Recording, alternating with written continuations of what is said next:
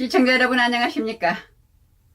지난 5월 말 한국정보화진흥원에서 4차 산업혁명 시대의 지능정보사회 윤리 현장 제정을 위한 열띤 토론회가 열렸는데요. 김정삼 과학기술정보통신부 정보보호정책관의 인사말에 이어 배영 숭실대 교수는 윤리 현장을 만들게 된 배경과 필요성을 설명했습니다. 함께 보시죠. 지난 5월 31일 한국정보화진흥원에서는 광화문 소재 S타워에서 지능정보사회 윤리헌장 제정에 관하여 일반 국민과 전문가의 의견을 수렴했습니다. 한국정보화진흥원에서 주최한 4차 산업혁명 시대 지능정보사회 윤리헌장 제정을 위한 토론회는 김정삼 과학기술정보통신부 정보보호정책관의 인사말에 이어 배영 숭실대 교수는 윤리헌장을 만들게 된 배경과 필요성을 설명했습니다. 사회적 폐해라고 할 수 있는 부분들 그리고 부작용이라고 할 수 있는 부분들이 보시듯이 이제 여러 가지 차원에서 이제 많이 나타났습니다.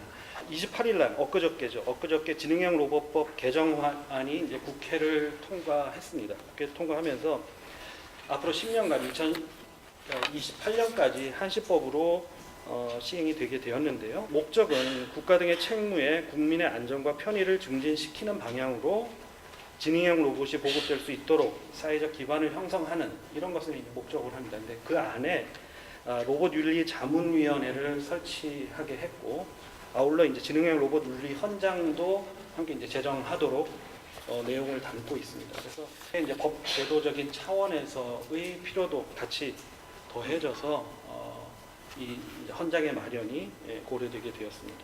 2007년에는 산업자원부에서 로봇윤리 헌장이 이제 제정돼서 이제 공표가 되게 되었습니다. 저 내용은 이제 자세히 보시면 다른 부분들보다도 로봇과 공존하는 인간이 어떠해야 되는지에 대한 부분들을 정리하고 있습니다. 최근에 다음 카카오에서 알고리즘 윤리 헌장이라는 것을 개발했습니다. 그래서 이제 저거를 제정해서 이제 공표를 했는데요. 그러니까 한마디로 얘기하면 프로그램을 만들고 서비스를 만드는 개발자들이 갖춰야 되는 윤리에 대해서 5가지 항목을 중심으로 정리한 내용을 발표를 했습니다. 그래서 뭐 예를 들면 그 알고리즘을 개발할 때 인류의 편익과 행복을 추구한다라든지, 그다음에 사회적 차별이 일어나지 않도록 하는 부분, 또 그 윤리에 근거해서 데이터를 수집해야 된다. 네 번째는 이제 관리에 있어서는 독립적으로 활용을 이루어져야 되고 자의적으로 훼손되거나 영향받는 일이 없도록 해야 되는 부분들. 마지막으로는 그 알고리즘에 대해서 공적인 차원에서 누군가가 문제 제기를 하고 내용에 대한 설명을 필요로 할 때는 거기에 응해야 된다. 이런 내용도 이제 포함이 되어 있습니다. 김명주 정보문화포럼 지능정보사회 윤리분과위원장은 지능정보윤리헌장 안을 소개하면서 일반인도 알 수 있게 구체적인 신뢰를 들어 설명하므로 윤리헌장 안에 대한 공감대를 형성하였습니다. 본문 첫 번째는 지능정보사회는 인간의 존엄과 안전을 지키고 인류의 보편적 가치를 실현하는 방향으로 발전해야 된다. 두 번째도 대한 전제입니다. 이런 지능정보사회에서 이 상품 혜택은 소수에게 편중되기보다는 모두에게 공유되어야 된다. 그래서 이 두 가지는 어느 기술이나 어느 사회가 발달하면서 항상 나오는 부분입니다. 이제 저희가 이제 밑에 통제성과 투명성은 이게 다른 기술에서는 좀처럼 볼 수 없었던 특징이 이 안에 들어있습니다. 예를 들면서 인공지능 로봇인데 사람의 통제를 벗어나서 자기가 스스로 움직이는, 반복해서 움직이든 컨테너에서 움직이든 그런 특징이 있습니다. 그러다 보니까 어떤 경우는 사람이 만들었지만 사람이 통제를 할 수 없는 상황이 발생을 하죠. 그래서 이런 특성상 이건 통제가 가능해야 된다. 통제성이라는 세 번째 원칙을 집어넣고요. 예를 들면 이렇습니다. 이제 앞으로 저나 여러분들이 은행에서 대출을 받으려고 그러면 대출 서류 심사를 내면 그 서류 심사와 제가 가지고 있는 모든 사회적 정보를 토대로 해서 거기에서 인공지능이 판단할 겁니다. 이 사람은 등급이 A다, B다, C다. 따라서 이 사람은 1억 5천만 원, 1천만 원. 그렇게 하면 이제 제가 가장 많이 대출 받으면 괜찮은데 제가 갑자기 1억을 기대했더니 제 인공지능 로봇이 판단을 하기를 3천만 원이라고 판단하는 거예요. 그럼 도대체 사람이 판단하는 게 아니고 제가 어떤 기준을 가지고 판단했느냐 나 좀 알고 싶다. 이 부분에 대한 논쟁이 굉장히 커지는 거죠. 그리고 그 안에 보니까 예를 들어서 이제 100인한테는 대출을 많이 해주고 흑인한테는 대출을 조금 해줬어요. 예를 들어 지역별로 지방철수는 조금 해주고 이런 것들을 놓고 이제 사회적으로 보면 편견도 생기고요.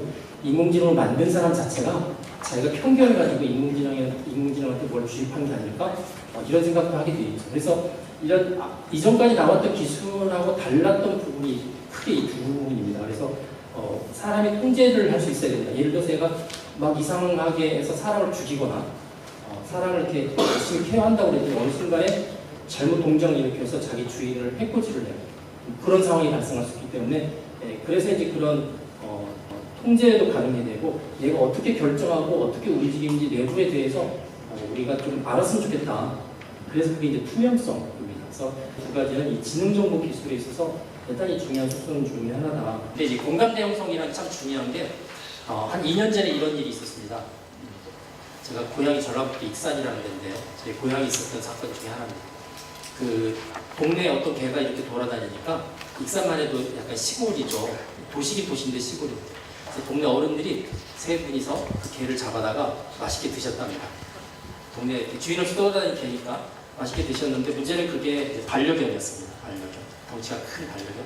주인이 자기 개가 잊어버린 이런 가출을 했는데 그 사람들이 가져다가 드셨다는 사실을 알았어요. 그게 이제 수사가 벌어지고 소송이 걸렸죠. 그래서 이제 드신 분들은 잘못했으니까 손해배상을 해주면 좋겠다고 해서 손해배상 해주겠다. 근데 이제 어떻게 하냐면 객값을 주겠다는 거죠. 킬로그램당 얼마씩 예를 들어서.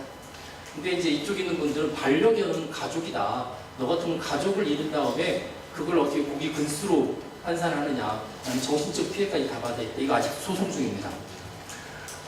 이게 지금 반려견도 동물이지만 가족처럼 취급하죠. 이제 앞으로 인공지능과 로봇이 사람한테 굉장히 친숙하게 와닿을 겁니다.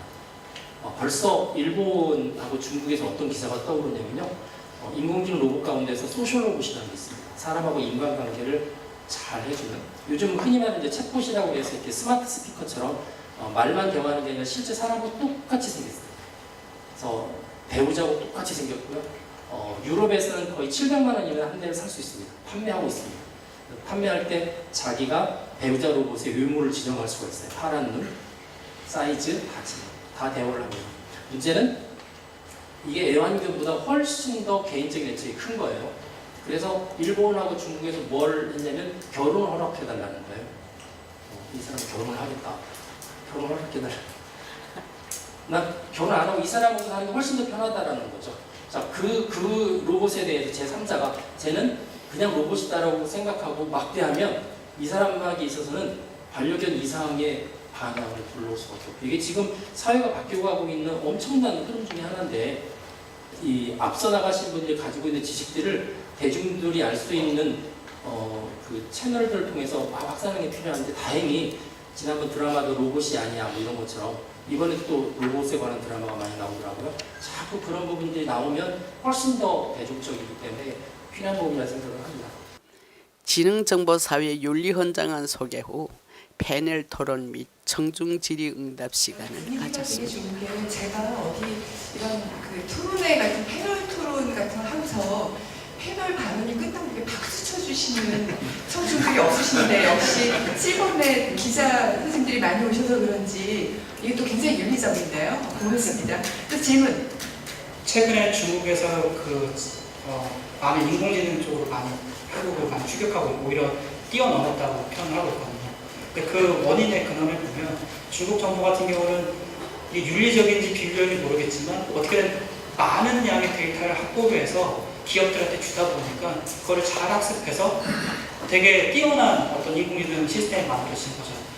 그러면 제가 이 윤리현상 부분 한 가지 느낀 거지만 기업체에서 특히 투명성이라는 부분을 봤을 때 이거를 일종의 규제라고도 생각하시는 부분이 분명히 존재할 것 같은데 이런 부분에 대해서 충분하게 지금 산업계와 좀 얘기가 좀 돼야 되는 부분이 있을 것 같은데 이걸 앞으로 어떻게 풀어나가야 될 거라 생각하시는지 좀 질문 드리고 싶습니다. 제가 윤리 가이드라인 그럴 때 많이 처음에 표현을 조심했었습니다. 이게 또 규제처럼 들려갈까봐.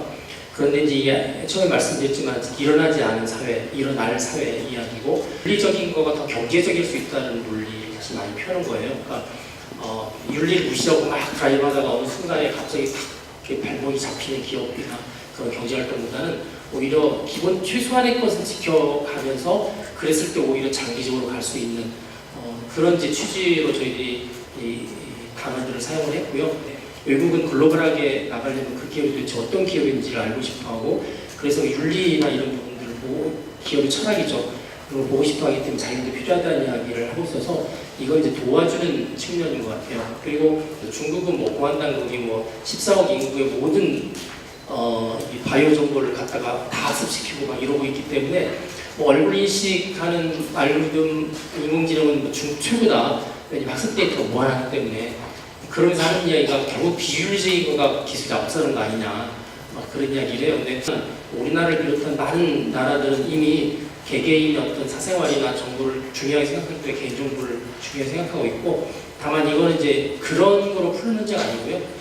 개인정보를 이렇게 윤리적인 걸 잘 지키지만 이게 또 다른 생산을 위해서 이렇게 예외적으로 퍼주는 이 두 문제는 좀 다른 문제인 것 같습니다.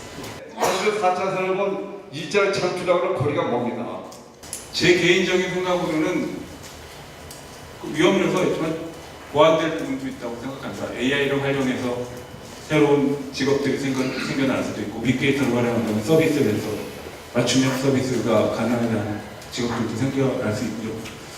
그래서 뭐 두려움 반 기대 반. 교수님, 과학자들이 인류 두뇌를 초과하는 로봇을 만들어 복제한다면 네. 어떻게 되는 건가요? 멸망하지 않겠습니까?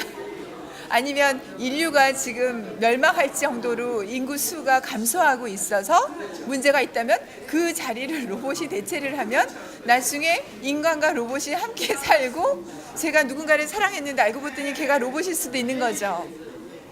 굉장히 중요한 관점 지적해 주셨어요. 청중 패널들이 열리는 시골 줄 몰랐지만 아쉽게도 윤리헌장안 속에는 다섯의 막을 내렸습니다. 이상으로 실버넷 뉴스를 마칩니다. 시청해주신 여러분 고맙습니다.